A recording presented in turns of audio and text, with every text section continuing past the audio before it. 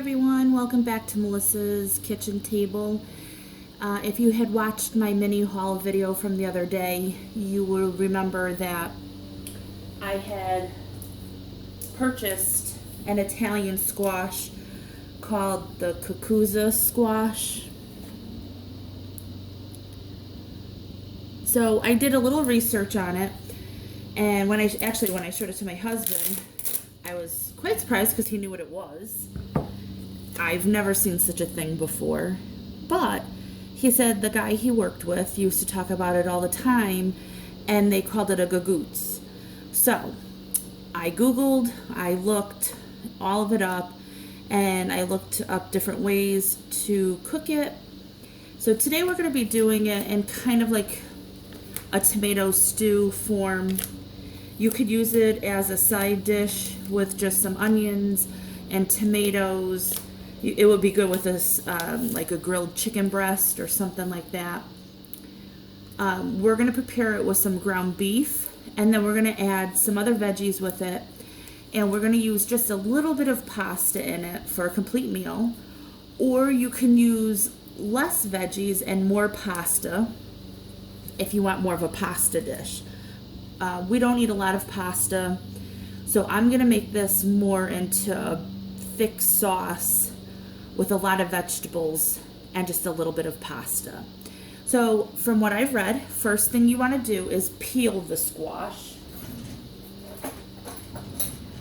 So I'm going to go ahead and start peeling it. And it has a thin peel on it. They said that it is similar to eating zucchini. So hopefully that's true because we like zucchini. So I'm going to go ahead, peel this, and we'll be right back. Okay, so in this pan here I have about a half a pound of ground beef that I'm going to saute. And then over here,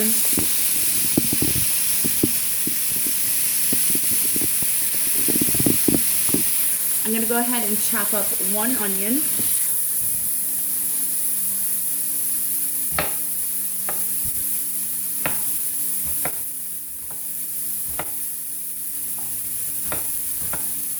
I just want a small dice on that, nothing too big.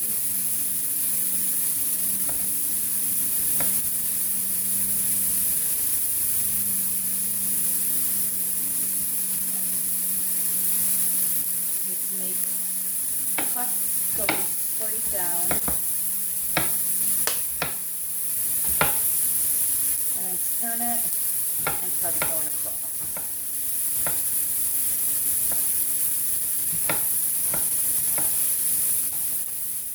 Okay. And we'll go ahead and this beef cook.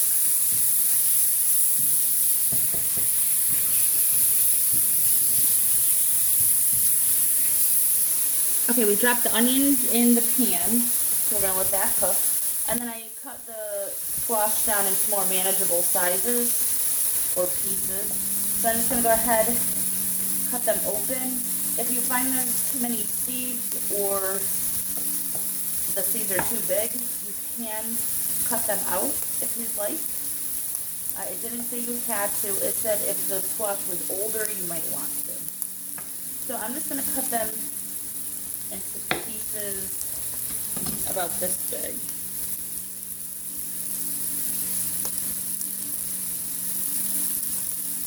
Okay, so go ahead, cut up this whole squash, and we'll be right back.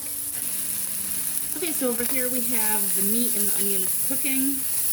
Those are coming out nice. To this, you don't have to add this, but I happen to have it in the refrigerator. They're already shredded carrots. I'm going to go ahead and dump what I have in here. I don't want them to go bad. And a lot of people will put carrots in like a bolognese sauce. It helps a little sweetness because we don't add sugar to our tomato products or tomato sauce. So we'll add that in. We're going to go ahead and add some salt to sweat out the onions. And if you want, you could add pepper. I don't cook that much with peppers.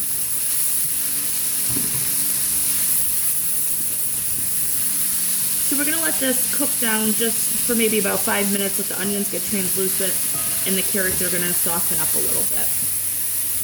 Okay, so after 5 minutes, I'm gonna go ahead, put the squash in.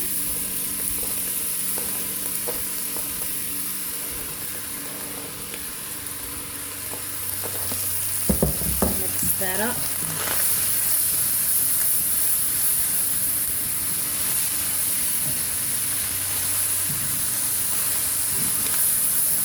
And now you could add whatever tomato product you like to use for your sauce.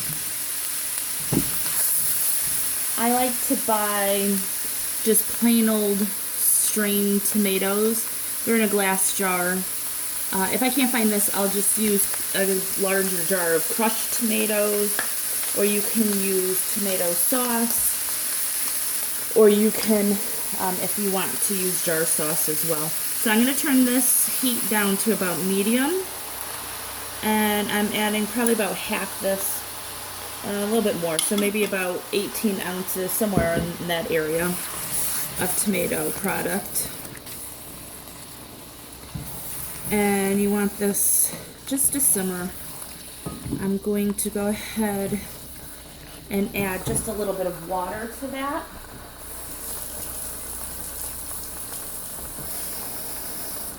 That's about a cup of water. And now you can add any herbs or spices that you want. I have some garlic powder. I forgot to pick up fresh garlic.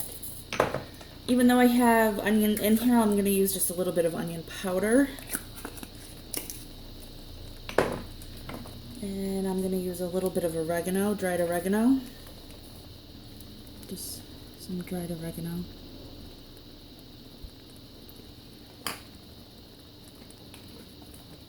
And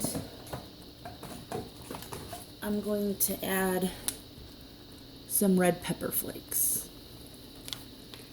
And that depends on how spicy you like it. We like our stuff a little bit spicy. So I have 2 teaspoons.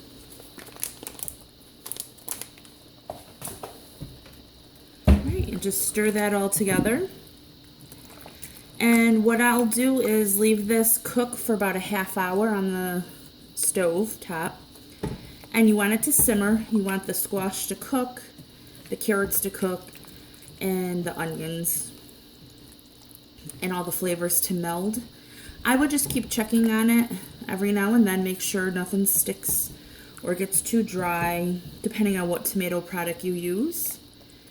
And then after a half hour, we'll go ahead and finish it up. So this has been on for about a half hour. I'm gonna go ahead and add my pasta in. I'm adding my pasta right into here. You could cook your pasta in another pot and then just pour this on as needed. But I like to cook it right in here. So I'm going to add about another cup of water. And we're just going to add the portions that we want into this. Now, unfortunately, I didn't have the pasta I thought. For this, I would use a bow tie or a penne pasta or like a rigatoni. I don't have any of that. So I'm actually going to be using capellini, which is a super thin spaghetti, which is fine too. It'll just cook a lot quicker. So I'll just cut that in half and stir that in. And it doesn't take much longer than this because capellini cooks very quick. So this will probably be, let's see, it says boiled 2 to 4 minutes. So of course we're not actually boiling it in water. So I'll go ahead and check this again in 2 minutes. We'll be right back.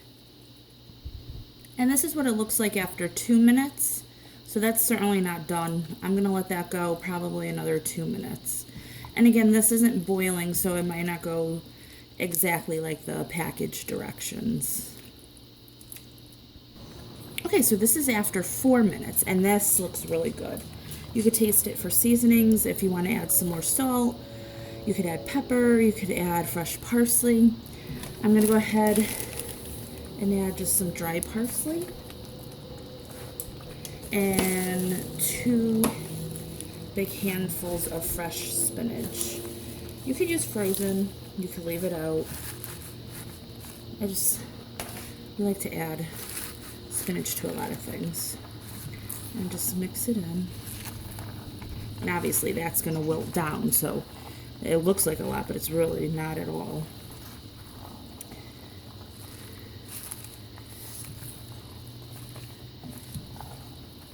Alright, so we'll just let that wilt down. And as I plate it, I will show you once it's plated. Okay, and this is what the final product looks like. And then I just go ahead and sprinkle over a little fresh Parmesan cheese. And that's it. I did taste it. The squash is delicious. It does taste just like a zucchini, maybe a little bit sweeter. Not as sweet as, say, a butternut, but a little sweeter than a zucchini. I would definitely use this again. It might not be the easiest squash to find. You could always substitute zucchini.